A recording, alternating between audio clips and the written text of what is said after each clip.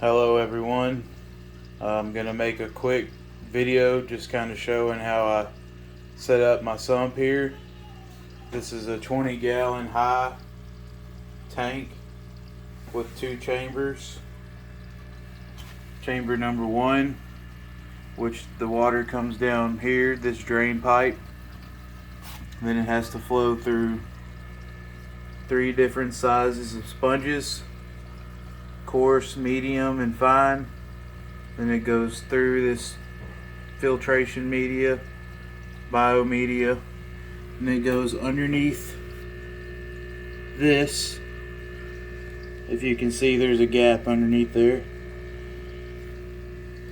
Then it goes through this tank, this section where I have more biomedia, ceramic blocks, and also 3 sponge filters that help to filter water and oxygenate the water even more gas exchange. Then from there it has to flow over into this section, which is where I house my pond pump, the return to my 75-gallon tank. Here I've got my levels that I watch to make sure that my water level is where I like to keep it. If you let this get too low, the water level too low, you'll start getting bubbles in here, and when the pump sucks it in, you'll get micro bubbles coming out into your tank, which to me is just annoying. So this piece of sponge here is to help the micro bubbles, which you can see those aren't micro bubbles, they're just bubbles, but if the pump sucks them up, it breaks them up into micro bubbles. So this sponge helps to keep these bubbles from getting down into the pump. The PVC you see here is just to help support this wall right here. These 2 walls are made out of plexiglass, so they're flexible, and the stuff you see holding it in right here is just silicone. So you essentially just glue it in with silicone, and these help to support this plexiglass here because it'll bow out from the water pressure in here because the water is flowing this way. So this is nothing but support right here. Here you can see I've got the drain coming from the tank. Water just simply flows down into a hole that I've drilled right here. All this does is just sit in there. Simple as that. This is my air tubing going to the sponge filters. This is 1.5 inch spa tubing is what it's labeled in Lowe's. That's where I got it from. Hot tub tubing. By the way, you can heat this up with a blow dryer to help mold it to the shape that you want, so it's not sitting in a bind. See, this isn't in a bind. It's just, that's how I molded it to sit here, so it's not in a bind. Not keeping a bind on my glass, I could open it freely. This is 3/4 inside diameter, 1 inch outside diameter flexible tubing with a mesh liner inside the plastic. I wanted to do the same thing over here, but I couldn't get that, so this is all I could settle for. So that's about it. Now I'll go into detail as my only maintenance that I have to do on this. Basically, when this filter gets dirty, as you can see, it's not that dirty. This is the coarse filter. You can see the holes in the sponge are not very small, so this is made to catch big particles like plant matter or any, if fish poop were to come down into here, it would catch that. The next one is medium to fine, and you can see that's much finer. If I can get it to focus. And you don't see any big particles in here because they've been trapped in here. And underneath the medium is the very fine, and you can see that's a lot finer, so the water is a lot more filtered through that one. But you need to have it in this order because your fine will get clogged up with big particles if you don't have it in this order. So it's important to do it this way. Now, I also like to take filter floss and stick it underneath the pipe coming down into the tank. And the reason I do that is because it polishes the water even more. It really works good for polishing the water. I just took out filter floss I had sitting in there yesterday, and I can already see the difference in my tank as far as just little particles floating around. Nothing bad, but filter floss does work really good, so I do recommend using it. And it's also another filtration method, so can't have too much filtration. So how would I clean this? Basically, what I do is I take a jug. This is a 1 gallon jug I got at the store, made for making tea. Now it's an aquarium jug. I take this, I go to my tank, scoop out water, and I'll put it in a 5 gallon bucket. And well, I'll probably do about 2 to 3 gallons. And then with that used water out of this tank, I wash my sponge filters. And I don't like wring them out all the way. I basically just fold it over in half and then scrub it against itself, and helps to take out these little particles that you see in here, plant matter, get out all the forget what the brown stuff's called, but it helps to remove some of that. I mean, there's good bacteria in there, but you've still got plenty of it in here. You're not going to lose a whole lot just by washing this. But I don't wash them all the time, maybe once a month. It just depends on how bad they're looking.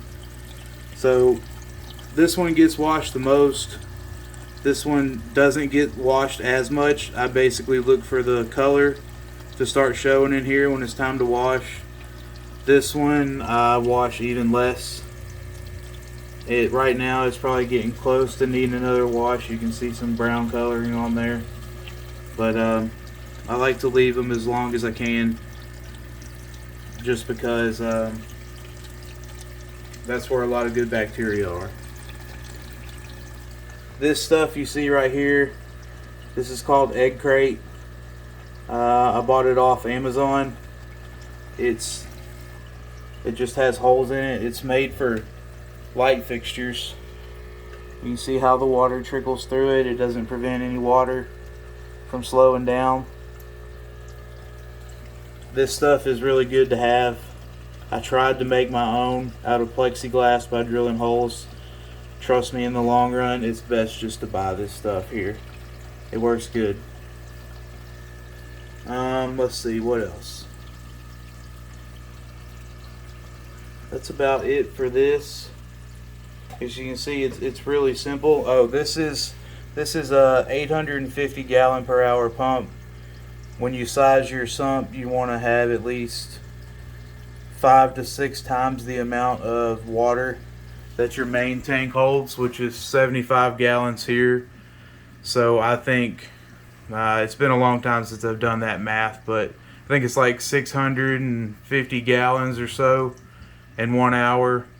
So always oversize, because your pump has head pressure on it, which is the amount of water weight that weighs down on the pump from gravity.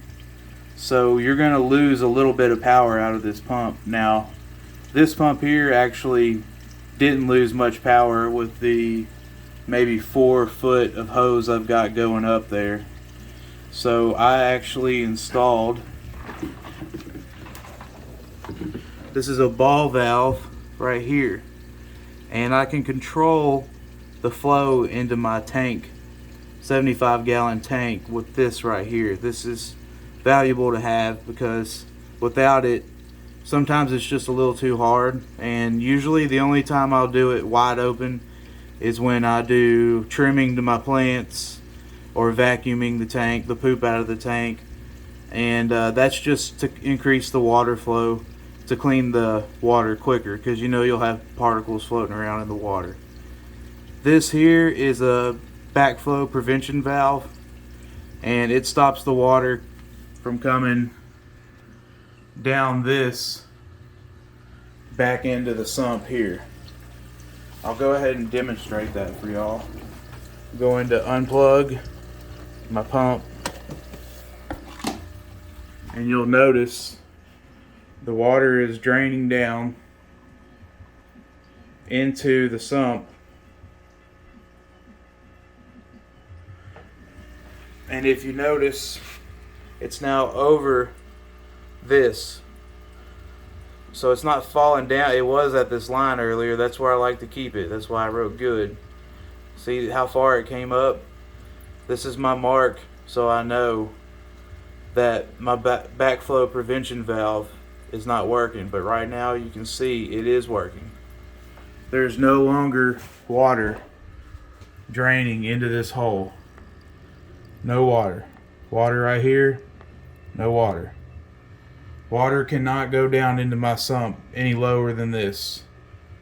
Now, if I didn't have the backflow prevention valve, it would keep coming down in here, and I've done this before just to check and make sure it works, but it only comes up to here. So I have an allowable 5 gallons between here and here. In case the backflow prevention valve ever failed, it would have to drain below that hole right there.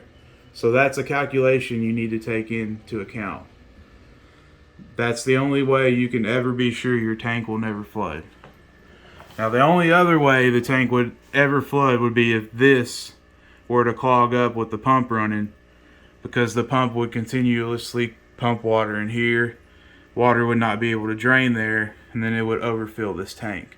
But that's an 1.5 inch PVC elbow, and that would be very hard to clog. So that's very rare of happening. Now I'm going to plug my pump back in. You'll notice that the water starts to go down.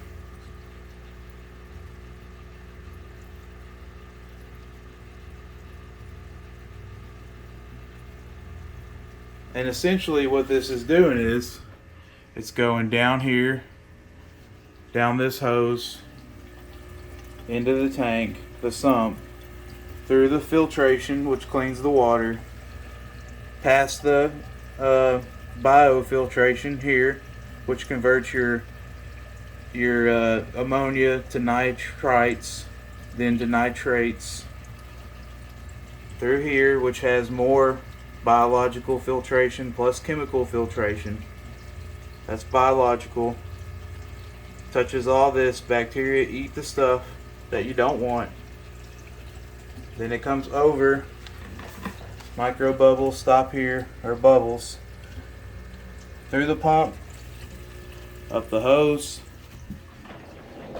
back out to the tank inlet. You see those bubbles that just came out? When I turn it off, bubbles form in here, and when it spits it back out, it creates a bunch of micro bubbles. Those annoy me in my tank, so that's why I try to prevent it. So that's about it. That's a good description on it. Little fish here stirred up. See all this stuff that floats in the water? The fish just stirred it up because they're hungry right now, so they're chasing each other around for position. But this stuff will get sucked down into here, which will get filtered out by all of this. So this is why a sump is good. It's the same as a canister filter, but for me to clean this and have this much biomedia, these 3 extra filters in here, plus the extra oxygenation gas exchange in the water, a controllable pump. It's just, I mean, this is probably less than a canister filter and works better. When I say less, I mean less price. So this is, I mean, I like doing DIY projects, and that's why I did this. Now I built this table. You can see I got a 4-foot LED light underneath with the switch right there. And that's about it. Hopefully I've answered all your questions on this sump and explained how to do all of this. Like I said, these walls here are just glued in with silicone. That's all it is. This is just something that I thought would work. Decided to go against it, left it in there. It's useless, so don't worry about that. And that's it. That's how a sump works. It's good because it increases your overall volume of your tank. So I'm sitting at about 85 gallons of water overall, which brings more stability to your system of your tank. And it also does many other things, you know, gas exchange, better filtration. You don't have to change anything out. I'll never throw these away, and if I do, it'll be years from now before I do. I also keep a lid on top to keep any water from splashing out, any evaporation. I do the same thing on my tanks here. I just pulled this one back so you can see the drain. Oh, this is important as well. Let me show you how much noise this makes. Now, it does make noise, but there's a way to stop it. This is a net that I bought off Amazon that broke. There used to be an arm here. Well, when it broke, I put it in here just to help catch plant matter, even more filtration. Well, listen to how loud it is. Hear that? It's fairly loud. I mean, it's guzzling water down that pipe there. Now listen to it. Instantly, no more noise. So all you need to silence this noise here is one of these little $4 nets off Amazon. Break the arm off of it and just let it sit here. That's it. That's all I do. And it is 100% silent. Well, maybe besides the pipe here, you can hear water running down it, but I mean, it doesn't bother me at all. Other than that, that's really about it, guys. This is a something you can get off Amazon as well. It's a flexible intake pipe. You see all those micro bubbles coming out of there? They're getting sucked up in here, and it's making the tank full of micro bubbles. It bugs me, but it's probably because I unplugged the pump down there. May have to adjust the sponge, but that's about it. So, not about it. I need to explain one more thing. This is a bulkhead, and all it is a fitting, PVC fitting that has a female. You can get them with male threads and female threads, whatever works best for you. This is a 90-degree, 1.5-inch barbed connector. Inside or outside of the barb is 1.5 inch. Inside diameter of this is 1.5 inch. So they match up.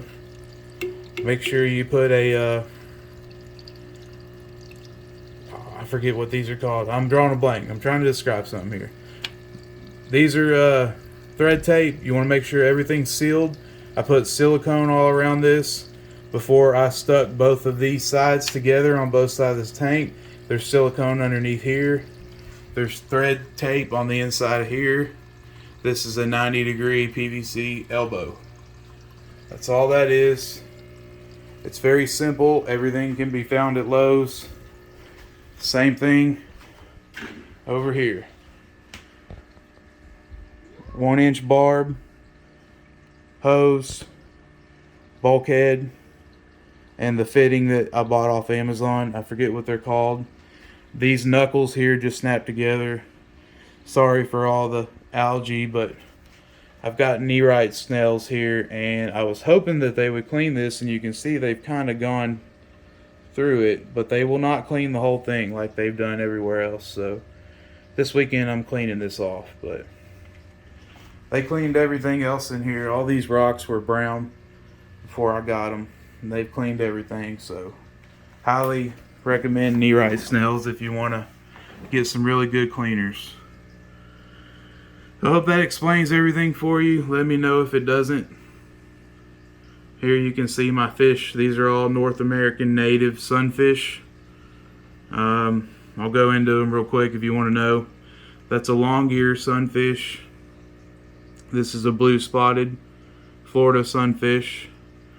That is a western dollar sunfish. He's a turd.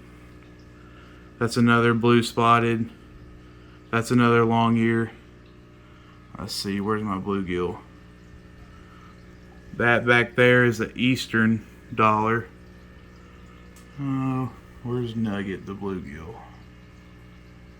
He's hiding right now. He doesn't want to come out and look at. Oh, there he is.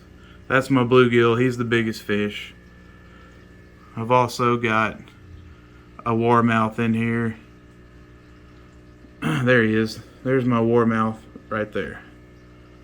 But their characters, funny, good friends. They like to, there's the bluegill. They like to be active and come out and boss each other around when they're hungry. These are the 3 males right here.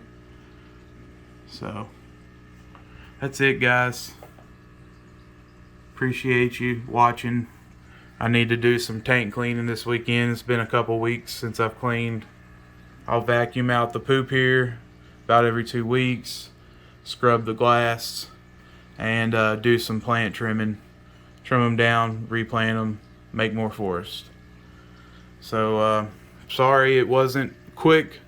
I hope I went into enough detail to explain to you what you need to do to make this. Thanks for watching. Let me know if you need any more help.